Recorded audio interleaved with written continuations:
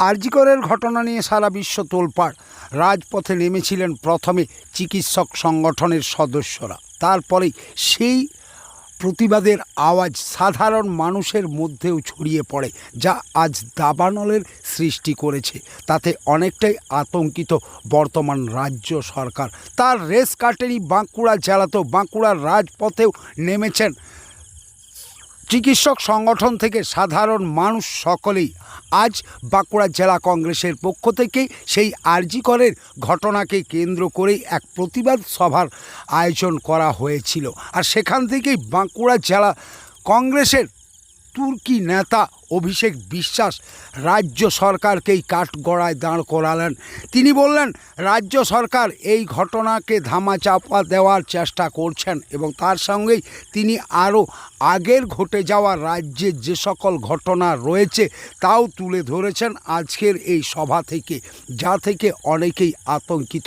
তবে কি এবার সমস্যায় পড়তে চলেছে রাজ্য সরকার, নাকি নিছকেই এটাও আরও 5টা ঘটনার মতো হবে এই আরজি করের ঘটনা, তা নিয়েও উঠছে প্রশ্ন।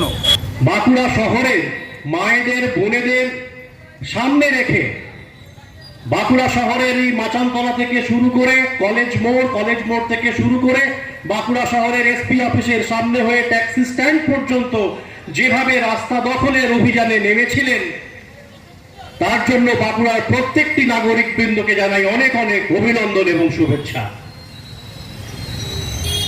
আমার এই রাজনৈতিক জীবন কেন বলবো, আমার এই এখনো পর্যন্ত আমার অভিজ্ঞতায় আমি এই ধরনের কোন স্বতঃস্ফূর্ত আন্দোলন এখনো পর্যন্ত আমি দেখিনি, এবং এই স্বতঃস্ফূর্ত আন্দোলনকে জনপ্লাবনে পরিণত করবার জন্য বাঁকুড়া শহরের মানুষকে আমার তরফ থেকে কুর্নিশ জানাই, অভিনন্দন জানাই, জাতীয়তাবাদী অভিনন্দন জানাই।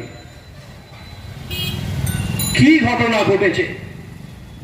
9ই আগস্ট একজন পোস্ট গ্রাজুয়েট ট্রেনি ডক্টর, তাকে ধর্ষণ করে খুন করা হয়েছে বা খুন করে ধর্ষণ করা হয়েছে। যে ঘটনাই ঘটে থাকুক, এটা একটা নিছক খুনের ঘটনা নয়।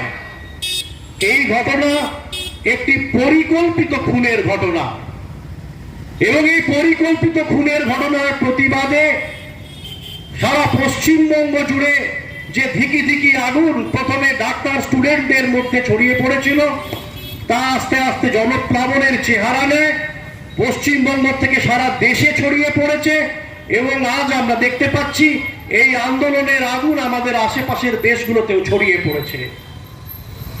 কেন এই আন্দোলন আজকে এইভাবে মানুষের মধ্যে ছড়িয়ে পড়ছে? ক্ষোভের সঞ্চার আজকে মানুষের মধ্যে কেন হচ্ছে? কারণ বুঝতে হবে। কারণ আমি এর আগেই বললাম, এটা একটা নিছক খুন নয়, এটা একটা পরিকল্পনা মাফিক খুন। প্রথম যখন এই হত্যার ব্যাপারে মানুষ জানতে চাইল, তখন এই তিলোত্তমার বাবাকে মাকে জানিয়ে দেওয়া হলো তাদের মেয়ে নাকি আত্মহত্যা করেছে। তারপরে মানুষ কি দেখলো? যেখানে ঘটনা ঘটেছে, যেটাকে অকুস্থল বলে, সেই অকুস্থলটাকে ভাঙার চেষ্টা করা হলো। আমি আপনি জানতাম না আরজি করের প্রিন্সিপালের চরিত্র কেমন, স্বভাব কেমন, আমাদের জানার কথাও নয়। যারা জানতো আরজি করের সেই ডাক্তার ছাত্রদের ফোনের কথোপকথনে এবং তাদের আলোচনার মাধ্যমেই যখন সন্দীপ ঘোষ বুঝতে পেরেছেন যে বিপদ ঘনিয়ে আসছে, তিনি তখন ইস্তফা দিয়ে পালানোর চেষ্টা করলেন। আর আমাদের মাননীয় মুখ্যমন্ত্রী কি করলেন? তাকে আরজি কর থেকে সরিয়ে নিয়ে তাকে রিইনস্টেট করলেন কোথায়? ন্যাশনাল মেডিকেল কলেজে। আর যখনই ন্যাশনাল মেডিকেল কলেজের অধ্যক্ষ পদে তাকে আবার পুনর্বহাল করতে গেলেন, তখনই তিনি ধাক্কা খেলেন। পশ্চিমবঙ্গের মানুষ জানলো সন্দীপ ঘোষের আসল চরিত্রটা কি। মানুষ খেপে গেল, আর জনগণ উত্তেজিত হয়ে গেছে। জনগণ আজকে বিচার চাইছে, কারণ মানুষ বুঝতে পেরেছে এই নিছক খুনের ঘটনা নয়, পরিকল্পনা মাফিক যে খুন করা হয়েছে, সেই খুনটাকে আড়াল করার চেষ্টা করা হচ্ছে। এর পেছনে লুকিয়ে থাকা আসল দোষীদেরকে আড়াল করার চেষ্টা করা হচ্ছে, তথ্য প্রমাণকে লোপাট করার চেষ্টা করা হচ্ছে।